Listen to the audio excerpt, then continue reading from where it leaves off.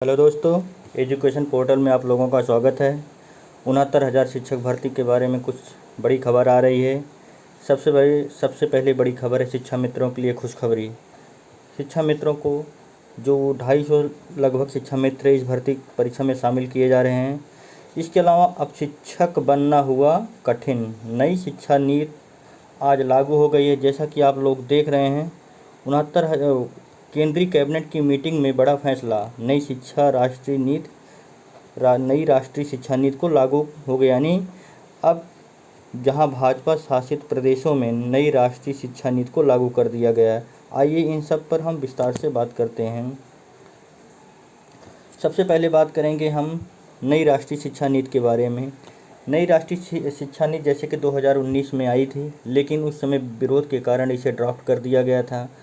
आज हुई cabinet meeting की बैठक में नई राष्ट्रीय शिक्षा नीति लागू कर दी गई है। अब कोई भी शिक्षक भर्ती प्रक्रिया हो, प्राइमरी लेवल पे हो या जूनियर लेवल पे हो या डिग्री कॉलेज लेवल पर हो, जो भी शिक्षक भर्ती प्रक्रिया है अब उसकी प्रोसेस टफ कर दी गई है, कठिन बना दी गई है। प्राइमरी लेवल पर देखा जाए तो शिक्षक भर्ती चयन प्रक्रिया अब 3 चरणों में होगी। शिक्षक भर्ती प्रक्रिया 3 चरणों में होगी, जिसमें इसमें 3 एग्ज़ाम होगा। सबसे पहले इसमें लिखित परीक्षा होगा। इसके बाद बेसिक क्लास होगी, जिसमें जैसे बीएड की ट्रेनिंग क्लास होती है उसी तरह आपको क्लास लेना पड़ेगा। इसके बाद एक इंटरव्यू प्रक्रिया होगी, जो बीएसए बेसिक शिक्षा अधिकारी के कमेटी की गठन एक बेसिक शिक्षा अधिकारी एक कमेटी का गठन करेंगे, जिसमें उसमें बहुत से लोग मेंबर रहेंगे, जिसमें आपका इंटरव्यू होगा। इस तरह से देखा जाए तो नई राष्ट्रीय शिक्षा नीति लागू हो जाने से एक तरफ से शिक्षक भर्ती प्रक्रिया कठिन हो गई है। जहां पहले अब उत्तर प्रदेश में प्राथमिक स्कूलों में शिक्षक बनने के लिए पहले टीईटी, फिर सुपर टीईटी, इसके अलावा सीटेट भी पास करना होता था। अब इसके अलावा इस नीति के आ जाने से आपको टीईटी, सुपर टीईटी तो पास करना ही होगा। इसके अलावा और भी प्रोसेस से आपको गुजरना पड़ेगा और शिक्षक भर्ती एक तरफ से बनना काफ़ी कठिन हो जाएगा।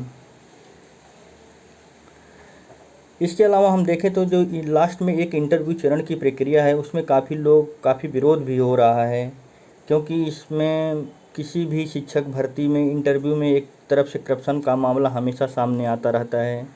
और इसका अभी इस शिक्षक नीति में क्या इंटरव्यू की प्रोसेस प्रक्रिया होगी या नहीं होगी, अभी ड्राफ्टिंग जब सभी राज्यों के पास आएगा तो उसमें क्लियर हो जाएगा कि क्या इस शिक्षक भर्ती में जो भर्ती प्रक्रिया होगी उसमें 3 चरणों में सबसे अंतिम चरण में इंटरव्यू प्रक्रिया होगी कि नहीं।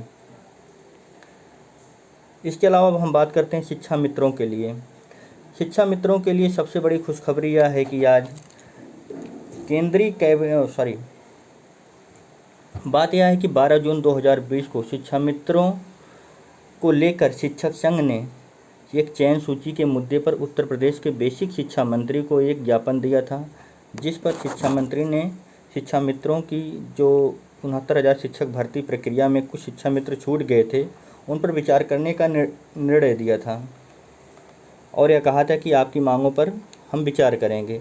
कल यह निर्णय आया कि जो शिक्षा मित्र इस 69,000 शिक्षक भर्ती फॉर्म प्रक्रिया में छूट गए थे, कुछ कारण ऐसा था कि शिक्षा मित्र फॉर्म भर नहीं पाए थे या भरे थे, कुछ ऑप्शन नहीं कर पाए थे। लगभग ऐसे शिक्षा मित्रों की संख्या 250 के आसपास है।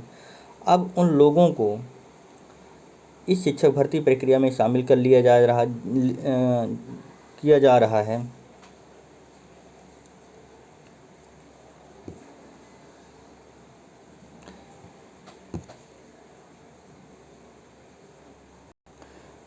यह चयन सूची अब तभी जारी होगी जब सुप्रीम कोर्ट का ऑर्डर आ जाता है। जैसा कि आप लोग जानते हैं, सुप्रीम कोर्ट ने 69,000 शिक्षक भर्ती प्रक्रिया की सुनवाई करते हुए अपना फैसला सुरक्षित रख लिया है।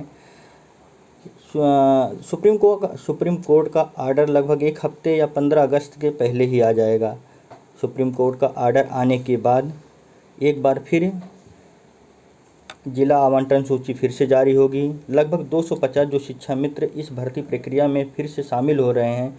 तो नीचे की लिस्ट में जो 250 लोग हैं वो इस भर्ती प्रक्रिया से बाहर हो जाएंगी, क्योंकि उसका कारण यह है कि शिक्षा मित्र से शामिल होने से जो 25 अंक का उनको वेटेज मिल रहा है, उसका उनका बेनिफिट मिलने के कारण वो शिक्षक भर्ती की चयन सूची में काफ़ी आगे निकल जाएंगे और 250 लोग इस शिक्षक भर्ती प्रक्रिया से बाहर हो जाएंगे।